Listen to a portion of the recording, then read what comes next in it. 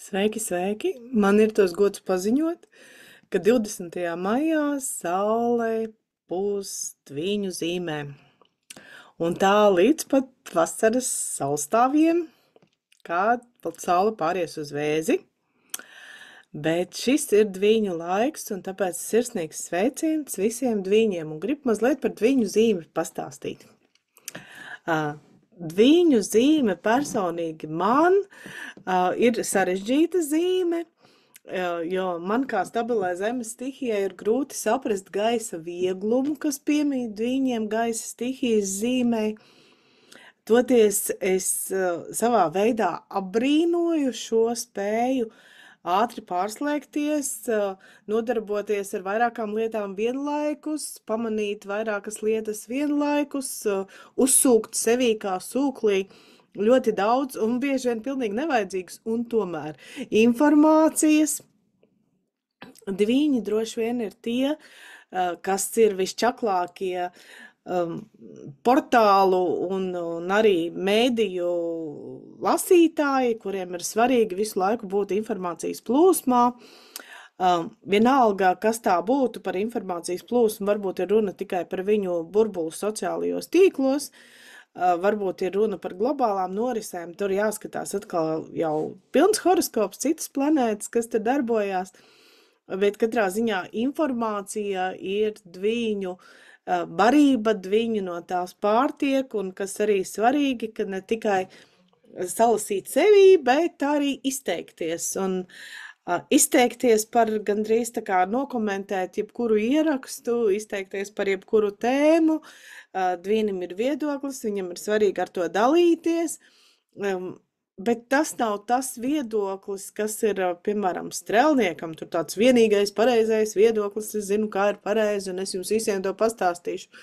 Nē, dviņa viedoklis varbūt šodien tāds, rīt viņš ir vēl kaut ko palasījis, viedoklis ir nomainījies, un var rasties priekšstats, ka viņiem nevar ticēt, jo viņi vienu dienu saka to, otru dienu šito, bet ļoti iespējams, ka vienkārši jaunās informācijas gaismā tas viedoklis ir pamainījies, un tas nav tāpēc, ka viņi ir gribējuši klajā veidā jūs apčakarēt, bet, vai kaut kā citādi pasmieties par jums, bet tas patiešām ir nomainījies, un šodien viņi domā jau citādi. Par pasmiešanos, dviņi ir asprātīgi, dviņi var būt ļoti sarkastiski, jo viņiem nepiemīt tāda jūtelība, tāds emocionāla iesaiste procesos, viņi ļoti labi var darboties nosacīti neitrāli, nosacīti malā stāvot, var brīvi uzvilkt kašķi un paši no tā aiziet, un viņiem pat nav svarīgi, kurš tur uzvarēs, viņiem ir svarīgi pamētāties ar argumentiem, bet ļoti aizvainoties par to, ka kāds viņus ir sakāvis vai kaut ko ne tā pateicis, tādam tipiskam dvīnim tas nebūs viņa stilā. Nu, kas ir tipisks dvīnis? Tas ir tāds, kuram ir ne tikai saulīte dviņu zīmē, bet vēl kaut kādas planētas vai svarīgie horoskopu punkti, ascendents, mērķis. Tas varētu tikt saukts par tipisko dvīni. Un vēl dviņiem ir raksturīgs spēja darboties ar skaitļiem, vārdiem, darījumiem. Ja karte ir harmoniska, tad dviņi ir ļoti labi tirgotāji, ļoti labi vidutāji, ļoti labi komunikatori, brīnišķīgi strādā izziņu dienestos, telemarketingos, visur, kur vajag apķērīgi un ātri uztvert pavadienu, noturēt sarunu, iestāstīt cilvēkam kaut ko, pierādīt ar kaut kādiem ātri savērptiem, loģiskiem secinājumiem, nu, un, lai tas darījums notiktu, tātad pārdot galu beigās kaut ko. Starp dviņiem ir ļoti daudz masu mēdīju cilvēku, protams, jo ir jāgrib savus viedoklis izteikt, nepietiek ar to, ka tu labi izklausies vai skaisti raksti, tev ir vajadzīga arī vēlēšanās šo te savu viedokli vai salasīto informāciju nodot citiem. Un šeit jau būs atkal svarīgi, vai tavā kartē ir karjeras, jeb 10. horoskopa nams, ja tas sākās Dviņu zīmē, tad iespējams tu arī strādā tirdzniecībā, kaut kur ar informāciju, kaut kur ar medijiem, tādās jomās.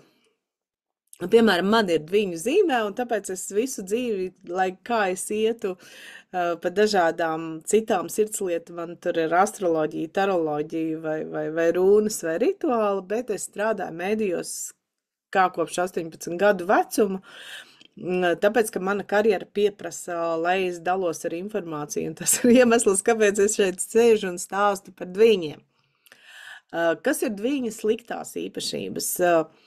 Dvīnis ir viegls, un viņš ātri aizmirst. Viņš nenes sev līdzi neko lieku. Tai skaitā solījumus, tai skaitā kaut kādas norunas.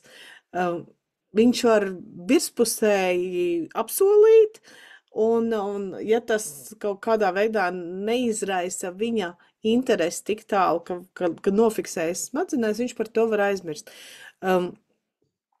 Tātad paviršība un virspusējība ir tas tāds lielākais mīnus, un ja karte ir kašķīgā, neharmoniskā, tad mēs arī kartē redzam, kurās jomās tad šis tā paviršība un nevēlēšanās iedziļināties parādās. Jo kāpēc?